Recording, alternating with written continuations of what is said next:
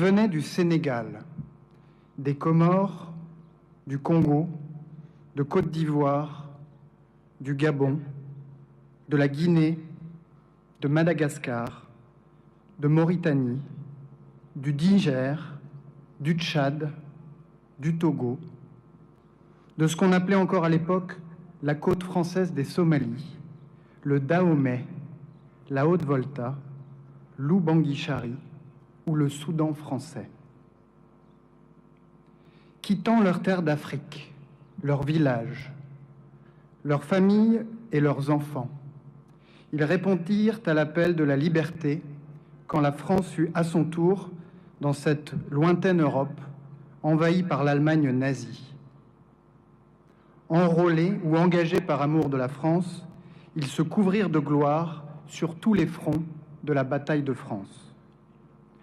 À Sedan, Bar-le-Duc, Neufchâteau, Rohrbach, Somote, à Amiens, à Bouglin-Val, à Aubigny, c'est en héros que les tirailleurs sénégalais écrivirent cette page de notre histoire, repoussant courageusement les coups de boutoir de l'ennemi, malgré l'écrasante supériorité de ses moyens, s'illustrant au combat par des exploits sanctionnés, par de si nombreuses citations et décorations militaires. Tant d'entre eux furent tués, portés disparus ou blessés au combat. Plusieurs milliers furent lâchement exécutés par la Wehrmacht après lui avoir fait subir de lourdes pertes.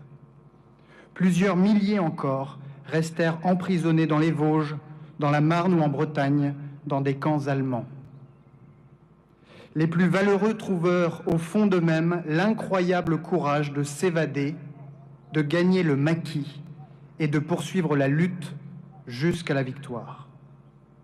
Et ceux qui survivront conserveront toute leur vie dans leur chair et leur esprit les stigmates de la guerre, avec la satisfaction d'avoir, par leur sacrifice, assuré la défaite de la force brutale et la victoire de la liberté.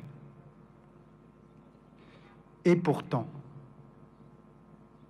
quand vint la libération, pour certains d'entre eux, le doux parfum de la victoire fut bientôt gâché par le goût amer de l'injustice. Démobilisés avant les autres, privés de la solde qui leur était due, ces héros africains furent déconsidérés par leurs chefs. Ces valeureux tirailleurs furent traités comme des soldats de second rang.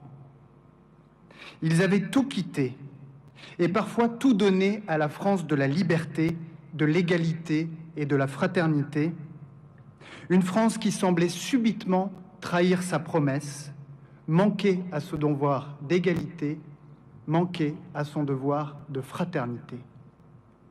Ils ne purent faire autrement que de le lui rappeler. Une première fois, ils protestèrent à Morlaix, où la moitié d'entre eux refusèrent d'embarquer à bord du Circassia qui devait les ramener chez eux. Une deuxième fois, arrivés ici dans le camp de Tiaroy, ils protestèrent à nouveau et refusèrent de regagner leur foyer avant d'avoir reçu ce qui leur était dû. Et c'est au matin du 1er décembre 1944, ici même à Tiaroy, qu'ils réclamèrent justice dans un immense cri de colère qui retentit encore 80 ans plus tard. Un cri de colère que la France réprima dans le sang en ouvrant le feu sur ceux-là même qui avaient risqué leur vie pour qu'elle puisse être libérée. Rien ne peut justifier que des soldats de la France aient ainsi retourné leurs canons contre leurs frères d'armes. Les douleurs encore si vives provoquées par cette plaie béante dans notre histoire commune, seul un travail de mémoire peut conduire à les apaiser. Il n'y a pas d'apaisement sans la justice, et il n'y a pas de justice sans la vérité. La vérité, l'histoire et la mémoire ne sont pas des postures, mais des processus portant une part de complexité devant lesquels nous ne devons pas reculer. C'est pourquoi la transmission des archives a été décidée en 2014. C'est pourquoi la France a accueilli une mission d'étude des archives que vous avez mandatée, qui contribue aux travaux du comité dirigé par le professeur Mamadou Diouf.